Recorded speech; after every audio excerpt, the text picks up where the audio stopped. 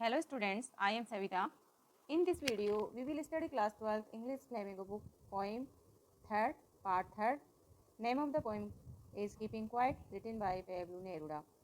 Pablo Neruda was a South American. The main message of the poet in this poem is keeping quiet. He wants us to introspect. Introspect means अपने बारे में सोचना, अंतर मनन करना, अपने द्वारा किए गए कार्य के ऊपर विचार करना. So Pablo says, we all should keep quiet. Keeping quiet means not only stop speaking, he wants us to being stop active, just remain still for some time and introspect in towards our action and real life. This is the main message of the poem. Very well written poem. पूर्व मैंने इस poem के 2 part बना दिए हैं. ये इस poem का 3rd पार्ट है. So here we will read the poem part 3rd.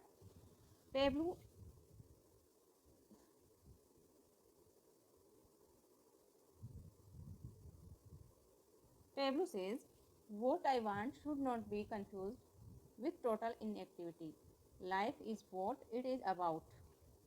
I want no truck with death.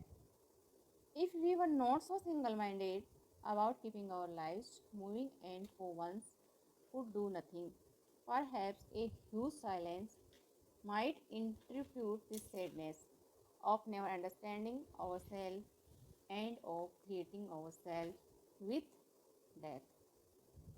What I want should not be confused with total inactivity. Poet कहते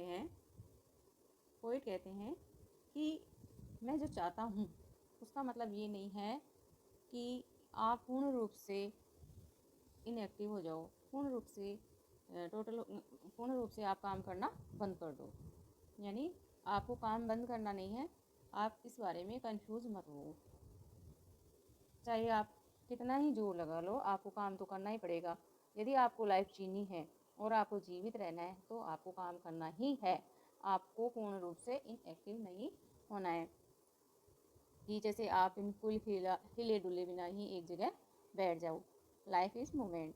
यदि आप चुपचाप बैठ गए, बिल्कुल भी हिल डुल नहीं रहे, that means you are not living.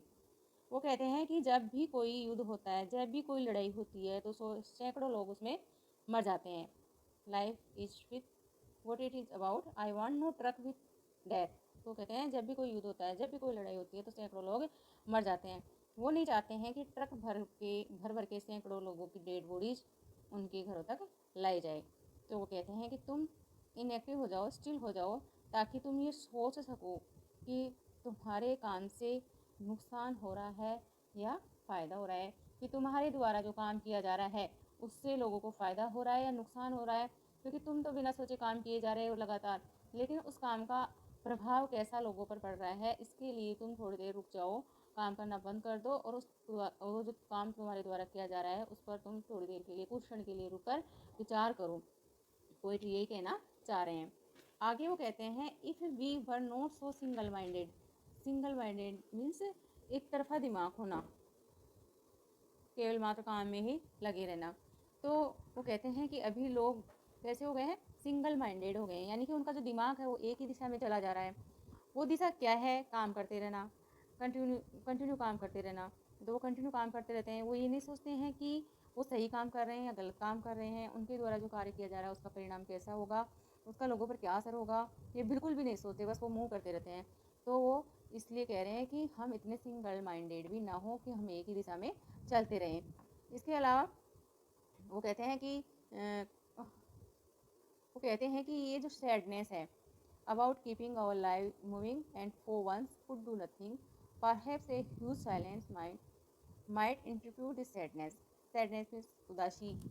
ये जो सैडनेस है, उदासीपन है, वो इसमें इंटरप्रेट करे. इसमें इंटरप्रेट मीन्स इसमें व्यवधान डाले इसमें, कि आपको कुछ सोचने पर मजबूर करें. थोड़ी देर आप रुक जाएं, उस काम पर विचार करें. और एक हमने जो ये सैडनेस का एक एटमॉस्फेयर हमने जो क्रिएट कर लिया है, वो हम बिना सोचे काम किए जा रहे हैं कि हमारे काम का परिणाम क्या है. हम थोड़ी देर के लिए हम साइलेंट हो जाते हैं, चुप हो जाते हैं, काम करना बंद कर देते हैं और इसी दुखी माहौल को हम रोक देते हैं. क्योंकि इस माहौल में हम समझ ही नहीं पा रहे हैं कि हम क्या कर रहे हैं, जिसकी वजह से हम एक दूसरे को मार रहे हैं. कहते हैं कि मनुष्य अपनी कब्र खुद खोद रहा है, यानी ऑफ नेवर अंडरस्टैंडिंग और सेल्फ एंड ऑफ क्रिएटिंग और सेल्फ डेथ, कि मनुष्य खुद ऐसे अपने काम कर रहा है कि अपनी मौत की, अपने आप को खुद अपने हाथों से मौत की तरफ ले जा रहा है। तो पोइट कहते हैं कि हमें ये रियलाइज़ करना जरूरी है कि हम कैसे काम कर रहे हैं। इसके लिए हम थोड़ी देर के लिए हमें अपने कार्यों को रोकना पड़ेगा और चुप होकर हम इन कार्यों के बारे में हमें सोचना पड़ेगा। अब यहाँ पर हम देखते हैं कि पोइट ने कौन से पोइटिक डिवाइसेस यूज़ किए हैं। तो हम यहाँ पर देखते हैं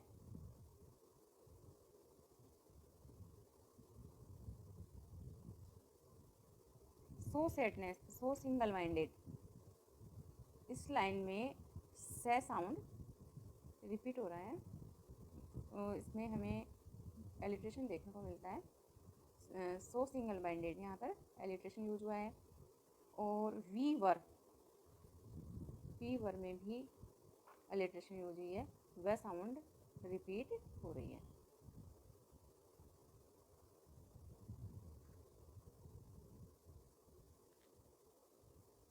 next stanza, perhaps the earth can teach us as when everything seems dead and later proves to be alive. Now I will count up to 12 and you keep quiet and I will go. Perhaps the earth can teach us, यहाँ पे Pablo हमें कहते हैं कि अर्थ means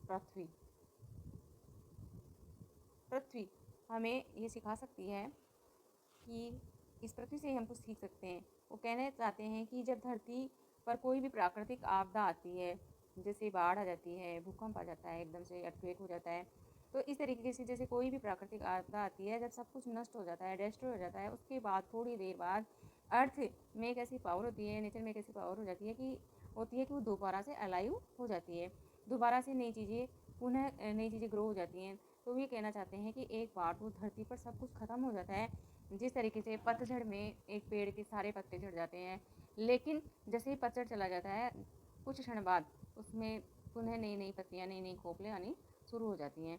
तो उसी तरीके से पोइट ये कहना चाहते हैं कि हमें नेचर से सीख लेनी चाहिए, अपने जो कार्य हैं उनमें सुधार करना चाहिए, उन पर विचार करना चाहिए कि इसका सामान्य जीवन पर क्या प्रभाव पड़ेगा, इससे लोगों को फ़ायदा होगा या नुकसान होगा। इस बात को हमें थोड़ी देर के लिए अपने कार्य को रोक कर उस पर विचार करना चाहिए। ऐसे नहीं कि हम पूर्ण रूप से इनएक्टिव हो जाएं, कि काम करना ही बंद कर दें, हिलना डुलना ही बंद कर दें, बल्कि उस पर विचार करने के बाद हमें पुनः उसी कार्य पर चल देना चाहिए। यहाँ पर कौन से पोएटिक डिवाइस यूज हुए हैं, यहाँ पर यूज हुआ है पर्सोनिफिकेशन। पर्सोनिफिकेशन क्या होता है कि किसी एक नॉन लिविंग थिंग को, यानी निर्जीव वस्तु को जब ह्यूमन क्वालिटी दी जाती है, उसकी सजीव वस्तु से या मानव से कंपेयर की जाती है, तो उसे हम पर्सोनिफिकेशन कहते हैं, मानवीकरण कहते हैं। यहाँ पर अर्थ को टीचर बताया गया है।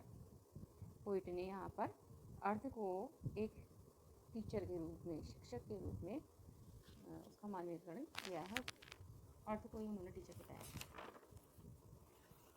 यहाँ पर दूसरा डिवाइस हमें एंजाममेंट देखने को मिलता है। इसमें ये तीनों लाइन पोइट ने एक ही सेंटेंस में पूर्ण की है, इसलिए यहाँ पर एंजाममेंट पोएटिक डिवाइस है। Same sentence continue in 3 lines. Then poet says, now I will count up to 12 and you keep quiet and I will go. Poet table कहते हैं कि अब मैं 12 तक की गिनती गिनूंगा, काउंट अप टू 12, एंड और यू कीप क्वाइट, और तुम चुप रहना, एंड आई विल गो, और मैं यहाँ से चला जाऊँगा। इस तरीके से वो अपनी इस पोइम का एंड करते हैं। स्टार्ट में वो कहते हैं कि नाउ वी विल काउंट